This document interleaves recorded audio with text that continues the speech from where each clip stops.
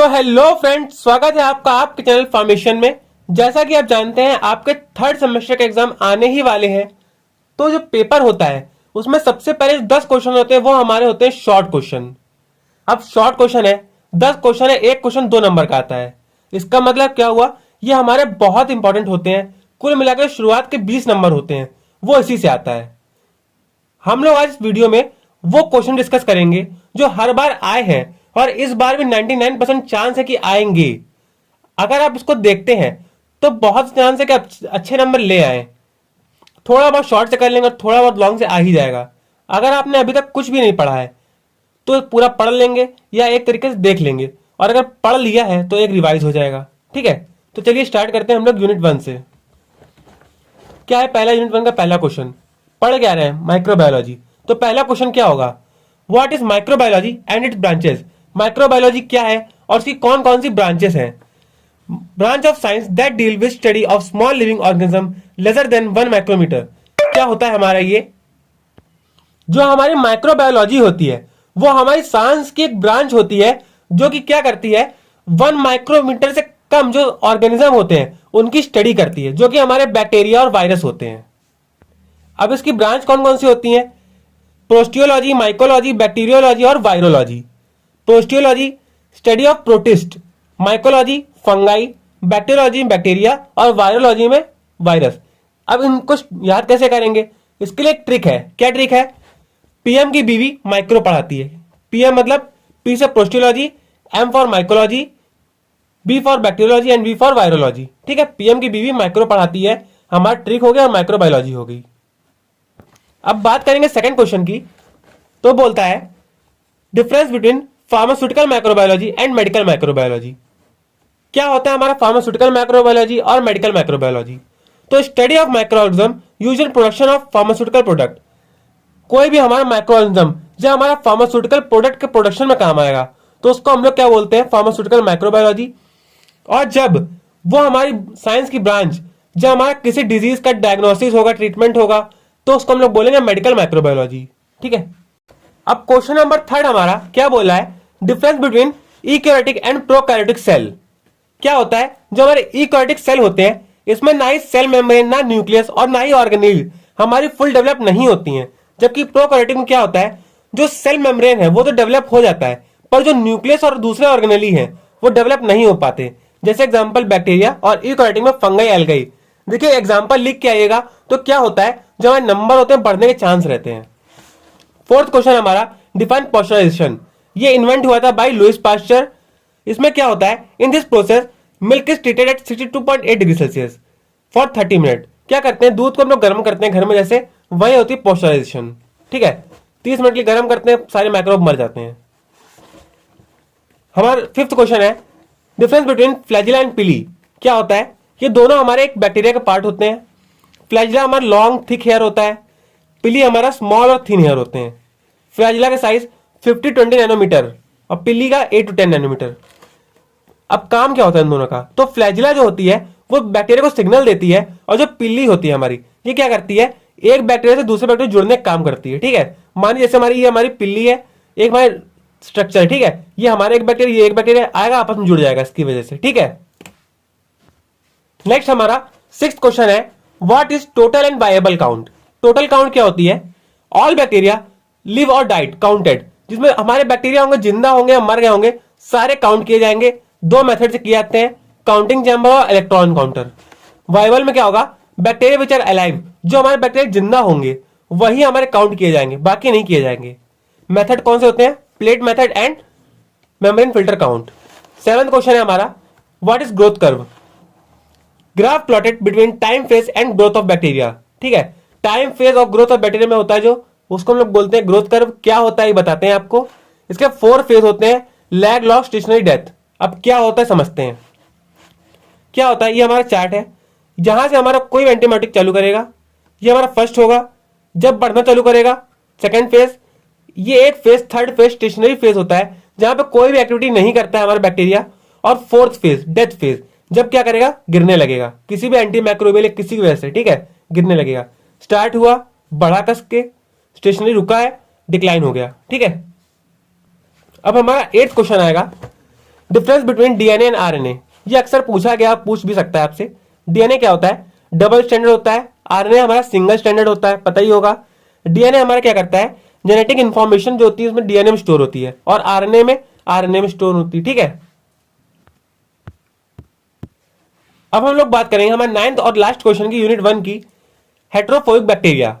ये क्या होते हैं? ये हमारे बैक्टीरिया होते हैं जो किसी भी टाइप में पानी मिल जाते हैं और ऑर्गेनिक कंपाउंड को अपना खाना बनाते हैं। These drive energy from organic compound, ठीक है। Example east, mould, bacteria etcetera. देखिए वीडियो थोड़ा लंबा हो जाएगा क्योंकि सारी हम लोगों ने यूनिट इसमें कवर करी है और मोस्टली सब कुछ कवर है। लास्ट तक देखिएगा, पूरा समझ में आ जाएगा। Unit 2, define staining and type. Staining क्या होती है, कितने टाइप की होती है? It is defined as a treating an object with dye to identify the bacteria. इसमें क्या करते हैं, किसी ऑब्जेक्ट को हम लोग क्या करते हैं, डाई कर देते हैं ताकि उसको जो चीजें हैं, जो बैक्टीरिया है, उसमें इजीली दिख जाएं। 3 टाइप की स्टेनिंग होती है हमारी, simple staining, gram staining and acid fast staining. इनमें हमारा ग्राम स्टेनिंग कभी कभी पूछ लिया जाता है, किस लिए होता है? तो ये हमारा ग्राम पॉजिटिव और ग्राम नेगेटिव बैक्टीरिया को डिफाइन करने के लिए होता है। नेक्स्ट क्वेश्चन हमारा, स्टरलाइजेशन क्या होता है? तो sterilization is a process in which we kill और remove all type of bacteria, virus, fungi and all microorganism from surface of living and non living thing. क्या होता है स्टरलाइजेशन? हमारी एक प्रोसेस होती है जिसमें हम लोग क्या करते हैं, किसी प्रकार के माइक्रो ऑर्गेनिज्म को मार देते हैं या हटा देते हैं वहां से, हमारे जो हमारी living and non living surface होती है। मेथड कौन से होते हैं? Physical, chemical, mechanical and radiation method. Third question है हमारा, ऑटोक्लेव क्या होता है? तो ऑटोक्लेव को हम लोग मॉइस्ट हीट स्टरलाइजेशन के नाम से भी जानते हैं। ऑटोक्लेव क्या, एक मशीन होती है जो कि स्टीम की हेल्प से हमारे जो माइक्रो ऑर्गेनिज्म है उसको मार देती है, स्टीम और प्रेशर की हेल्प से, ठीक है। इसको हम लोग 121 डिग्री सेल्सियस पे 30 मिनट के लिए चलाते हैं और सारे माइक्रोऑर्गेनिज्म खत्म, ठीक है। फोर्थ क्वेश्चन क्या, हॉट एयर ओवन, ये क्या होता है? ये हमारा एक लेबोरेटरी का इंस्ट्रूमेंट होता है, ठीक है, जो ड्राई हीट की हेल्प से सारे माइक्रोऑर्गेनिज्म को मार देता है, खत्म कर देता है, सारे बैक्टीरियल स्पोर्स को हटा देता है, ठीक है। ये हमारा हीट सेंसिटिव मटेरियल होते हैं जो हीट से खराब हो सकते हैं, उनके लिए यूज नहीं किया जाता है क्योंकि बहुत ज्यादा हीट हम लोग उसमें देते हैं। नेक्स्ट क्वेश्चन है हमारा, IMVIC। ये टेस्ट हर बार पूछा गया, लगभग से लगभग हर बार आया ही आया है और मोस्टली 2 क्वेश्चन में ही आया है, ठीक है। These are group of individual test used to identify organism in coliform group. ये टेस्ट की सीरीज होती है जो क्या करती है, कोलिफॉर्म ग्रुप के बैक्टीरिया को डिफाइन करती है। अब कोलिफॉर्म क्या होता है वो भी बात है। तो कोलिफॉर्म ग्राम निगेटिव, एरोबिक और एनारोबिक बैक्टीरिया क्या होते हैं हमारे? कोलिफॉर्म हमारे ग्राम निगेटिव, एरोबिक और एनारोबिक दोनों बैक्टीरिया होते हैं। अब IMVIC होता क्या, इसका फुल फॉर्म पूछा जाता है। तो IMVIC का मतलब है indole methyl red Voges Proskauer and citrate. इसका जो फुल फॉर्म है वो जरूर से याद करके जाइएगा, कभी कभी सिर्फ फुल फॉर्म ही पूछ लेता है आपसे। 6 क्वेश्चन हमारा, स्टेरिलिटी इंडिकेटर्स क्या होते हैं? सिंपल सी बात है, जो स्टेरिलिटी को डिफाइन करेंगे क्या होगा, indicator that are used for check the quality and sterilisation of monitoring of sterilisation process. जो क्या करेंगे, क्वालिटी और स्टरलाइजेशन को चेक करेंगे और स्टरलाइजेशन के प्रोसेस में कितना हमारा स्टराइल हुआ, कितना नहीं हुआ, वो सबको हम लोग चेक करेंगे, ठीक है। जैसे हमारे इंडिकेशन टेप आते हैं। अब हम लोग बात करेंगे हमारी यूनिट 3 की। पहला क्वेश्चन क्या है, difference between bacteriostatic and bactericidal. क्या होगा? बैक्टीरियोस्टैटिक हमारे वो एजेंट होते हैं जो क्या करते हैं, ग्रोथ ऑफ माइक्रोब को इनहिबिट कर देते हैं, उसको रोक देते हैं। जबकि जो बैक्टीरियोसिडल होते हैं ये हमारे वो एजेंट होते हैं जो माइक्रो को मार देते हैं, खत्म ही कर देते हैं। स्टैटिक में आएगा हमारा क्लोरमफेनिकॉल और बैक्टीरियोस्टिडियल में आएगा बीटा-लैक्टन, ठीक है। नेक्स्ट क्वेश्चन है हमारा, difference between fungi and bacteria. Bacteria क्या होता है हमारा, प्रोकैरियोटिक होता है, यूनिसेलुलर होता है, और फंगाई हमारा यूकैरियोटिक और यूनिसेलुलर मल्टीसेलुलर दोनों होता है, ठीक है। अब जो बैक्टीरिया का सेल वॉल होता है वो हमारा पेप्टिडोग्लाइकन का बना होता है, जबकि जो फंगाई का सेल वॉल होता है वो हमारा चिटिन का बना होता है। बैक्टीरिया का साइज 0.5 से 5.0 माइक्रोमीटर होता है और फंगाई का साइज हमारा 2 to 10 माइक्रोमीटर होता है। अब बैक्टीरिया फंगाई समझ लिया, पर हमारे वायरस नाम के चाचा भी तो है यहाँ पे। क्या होते हैं वो हमारे बैक्टीरिया? ये हमारे किसी होस्ट की जरूरत नहीं होती है, डायरेक्ट जाएगा इन्फेक्ट कर देगा, जिंदा होता है। वायरस हमारे होस्ट की जरूरत होती है कि तब तक असर नहीं करेगा जब तक बॉडी में घुस नहीं जाएगा, अपनी जगह नहीं बना लेगा। बैक्टीरिया यूनिसेलुलर होते हैं, वायरस कोई सेल नहीं होता है हमारा, क्योंकि नॉन लिविंग होते ही है ना, देखो नीचे लिखा है नॉन लिविंग, ये लिविंग, ठीक है। फोर्थ क्वेश्चन हमारा बहुत बार पूछा गया है, vegetative mode of reproduction in fungi क्या होते हैं हमारे? This means asexual reproduction of fungi in this 3 type of reproduction occur, fission, budding and fragmentation. ये क्या होते हैं? ये हमारे एसेक्सुअल रिप्रोडक्शन होते हैं। इनमें 3 टाइप के हमारे प्रोसेस होती है, या तो फिजन होगा, या तो बडिंग होगा, फ्रेगमेंटेशन होगा।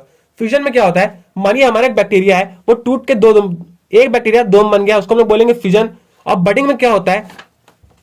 मानिए जैसा हमारे ये पूरा प्लांट है, ठीक है, एक हमारा प्लांट है, इसमें छोटा सा हमारे एक बड निकला है, ये आगे जाके पूरा प्लांट बना लेगा, इसको हम लोग बोलेंगे budding.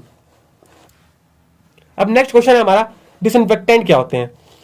These are the agent applied to any non living object to destroy micro organism. ये हमारे एजेंट होते हैं जो किसी नॉन लिविंग ऑब्जेक्ट को हम लोग मारते हैं, डालते हैं टू डिस्ट्रॉय माइक्रो ऑर्गेनिज्म, ठीक है। और इस प्रोसेस को हम लोग बोलते हैं डिसइंफेक्शन।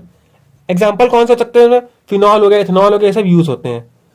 हाँ, ये जो हमारे डिसइंफेक्टेंट है उनकी कुछ प्रॉपर्टीज भी होती हैं। क्या होती हैं? ये हमारे नॉन टॉक्सिक होने चाहिए, इजी टू यूज होने चाहिए ताकि कोई भी हम लोग यूज कर सके, ऑर्डरलेस होने चाहिए, स्टेबल होने चाहिए स्टोरेज पे। कोविड आपने देखे होंगे बहुत सारे डिसइंफेक्टेंट यूज होते हैं। बात करेंगे यूनिट नंबर 4 की।